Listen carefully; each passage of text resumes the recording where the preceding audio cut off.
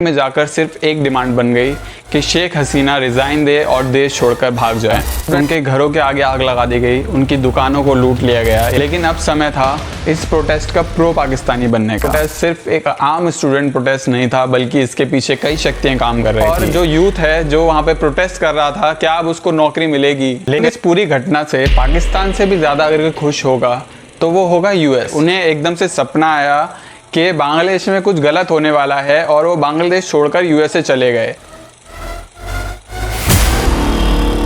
5 अगस्त को शेख हसीना दिल्ली के हिंडन हवाई अड्डे पर लैंड करती हैं। उसके बाद बांग्लादेश से कुछ ऐसी तस्वीरें सामने आने लगीं जैसे मधुमक्खियों ने पहली बार फूल देखे हों। भीड़ पार्लियामेंट में घुस गई, भीड़ बांग्लादेश के प्रधानमंत्री के घर में घुस गई और वहाँ से कपड़े, कुर्सी, एसी, टीवी और ना जाने क्या क्या लूटकर भागने लगे। उसके बाद देश भर में हिंदुओं को टारगेट करा गया, उनके घरों के आगे आग लगा दी गई, उनकी दुकानों को लूट लिया गया, यहाँ तक कि उनके मंदिरों को भी तोड़ दिया गया। पर इस सब से भारत को क्या नुकसान होने वाला है, पाकिस्तान का क्या फ़ायदा है और अमेरिका का इस पूरी घटना में क्या रोल है, वो सब हम समझेंगे आज की इस वीडियो में।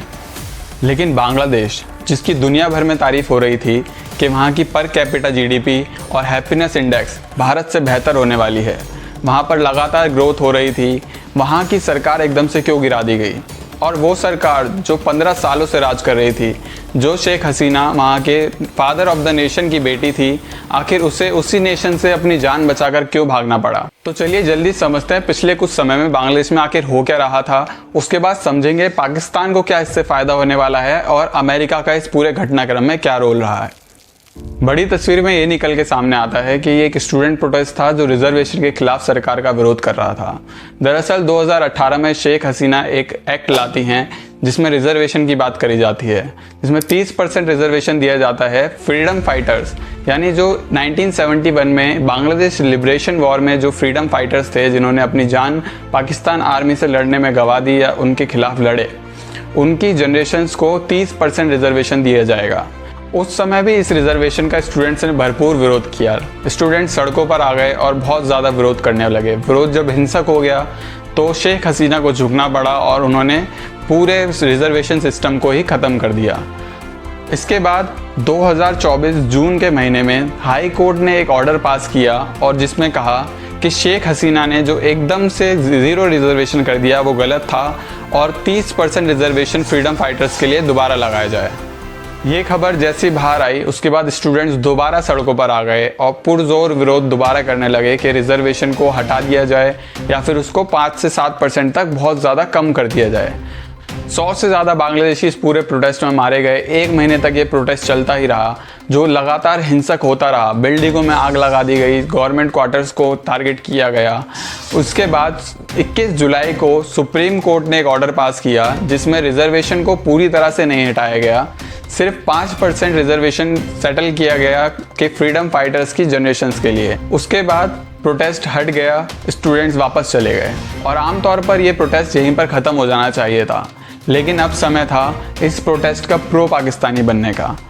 ये आखिर मैं क्यों कह रहा हूँ वो मैं अभी समझाऊंगा, लेकिन उससे पहले जानिए कि 4 दिन बाद दोबारा से स्टूडेंट्स वापस आते हैं सड़कों पर अपनी 9 डिमांड्स को लेकर कि जो भी लोग इस पूरे प्रोटेस्ट में मारे गए उनके कंपनसेशन दिया जाए, जिन लोगों को जेल में डाल दिया गया है उन्हें जेल में से निकाला जाए।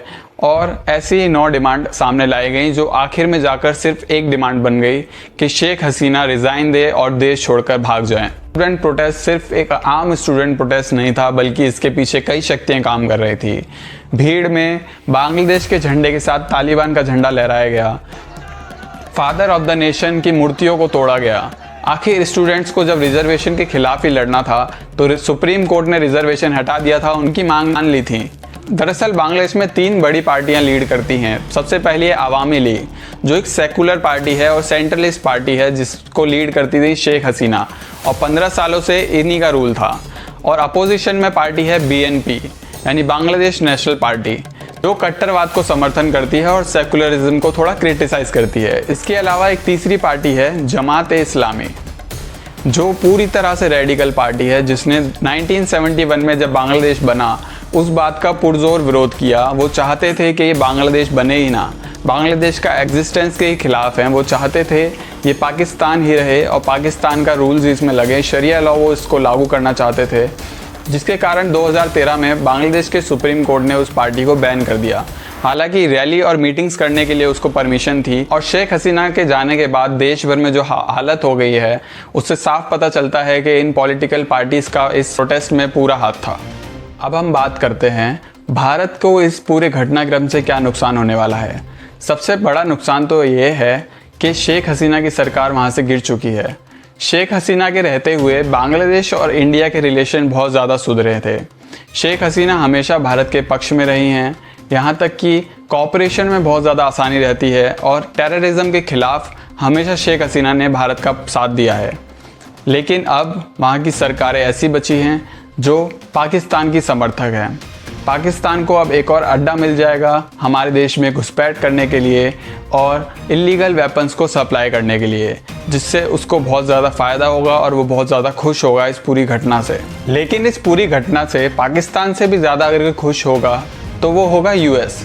हालांकि यूएस और बांग्लादेश के रिलेशन शुरुआत से काफ़ी अच्छे रहे हैं, पर जब से शेख हसीना चाइना जाने लगी हैं, चाइना की तरफ रुख करने लगी हैं, वहाँ से फ़ंड उठाने लगी हैं, वो बात यूएस को पच नहीं रही, क्योंकि यूएस हमेशा से बांग्लादेश को इस्तेमाल करना चाहता था चाइना के खिलाफ। लेकिन जब बांग्लादेश ही चाइना की तरफ जा रहा है तो ये यूएस के लिए बहुत बुरी खबर हो सकती है।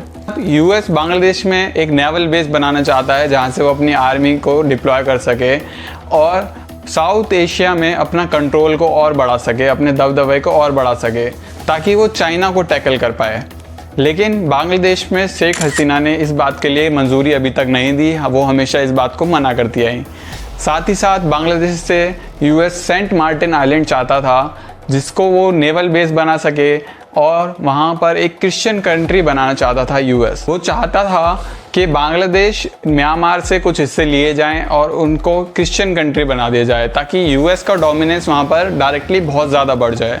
शेख हसीना अपने एक इंटरव्यू में इनडायरेक्टली अमेरिका को टारगेट करती हैं जब वो बोलती हैं एक वाइट मैन कंट्री उनके से ये करवाना चाहती है। वो बांग्लादेश में एक नेवल बेस चाहती है और एक क्रिश्चियन कंट्री बनाना चाहती है। और साथ ही साथ कुछ रिपोर्टों में ये भी सामने आया है कि शेख हसीना के पास ऑफ़र आया था कि अगर वो अमेरिका को सेंट मार्टिन आइलैंड दे दें तो शेख हसीना को बड़े आराम से पूरे इलेक्शन में जिता दें। और इस साल जब जनवरी में इलेक्शन हुए उससे पहले यूएसए से डिप्लोमेट आए और वो मेन पार्टी से मिलने की जगह मिले की अपोजिशन पार्टी से, यानी बीएनपी और जमात के लोगों से। Before elections that American diplomats have been talking not just to the opposition but to Jamaat. लेकिन ऐसा आखिर क्यों किया गया, मेन पार्टी से क्यों नहीं मिला गया? पर पीछे कुछ और ही कहानी रची जा रही थी जो कि अब जाके सामने आ रही है। अब यूनिस खान को इंतरिम गवर्नमेंट का हेड बनाया जाएगा, वो इस गवर्नमेंट को लीड करेंगे। और यूनिस खान एक नोबेल प्राइज़ विनर हैं जो कि अवामी लीग के ख़िलाफ़ हैं और यूएस को बहुत ज़्यादा समर्थन करते हैं। यानी अब वहाँ पर एक पपेट गवर्नमेंट बना दी जाएगी जिसको कंट्रोल किया जाएगा यूएसए की तरफ से। और हो ना हो जल्द ही सेंट मार्टिन आइलैंड पर यूएसए अपना एक बेस बना लेगा और साउथ एशिया में अमेरिका का कंट्रोल और बढ़ाएगा, जो कि शेख हसीना के होते हुए ऐसा हो नहीं पा रहा था। इसलिए उनको कुर्सी से हटाना बहुत ज़्यादा ज़रूरी था। यहाँ तक कि 25 जुलाई को पीटर, जो कि यूएसए के एम्बेसडर थे बांग्लादेश में, वो भी 25 जुलाई को बांग्लादेश छोड़कर यूएस वापस चले गए। उन्हें एकदम से सपना आया कि बांग्लादेश में कुछ गलत होने वाला है और वो बांग्लादेश छोड़कर यूएसए चले गए। जिसके 2 दिन बाद ही स्टूडेंट्स वापस प्रोटेस्ट करने आते हैं अपनी 9 डिमांड्स को लेकर, और 10 दिनों के अंदर पूरी सरकार गिरा दी जाती है। शेख हसीना को अपनी जान बचाकर इंडिया भागना पड़ता है। यूएसए ने शेख हसीना के वीज़ा पर भी बैन लगा दिया सबसे पहले कि यूएसए में शेख हसीना आ ही नहीं सकती।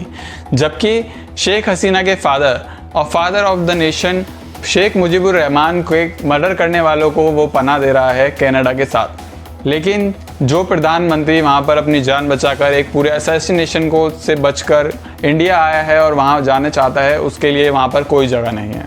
सबसे बड़ा सवाल तो ये है कि बांग्लादेश में क्या ग्रोथ होगी। जो स्टूडेंट्स प्रोटेस्ट कर रहे थे रिजर्वेशन के खिलाफ ताकि उन्हें नौकरियां मिलें, इतने बड़े उथल पुथल के बाद जब वहाँ की सरकार उखाड़ फेंकी है, वहाँ पर जमात के लोग और मिलिट्री अब शासन करेगी, क्या अब वहाँ पे प्रोग्रेस होगी? क्या नई नौकरी को निर्माण होगा?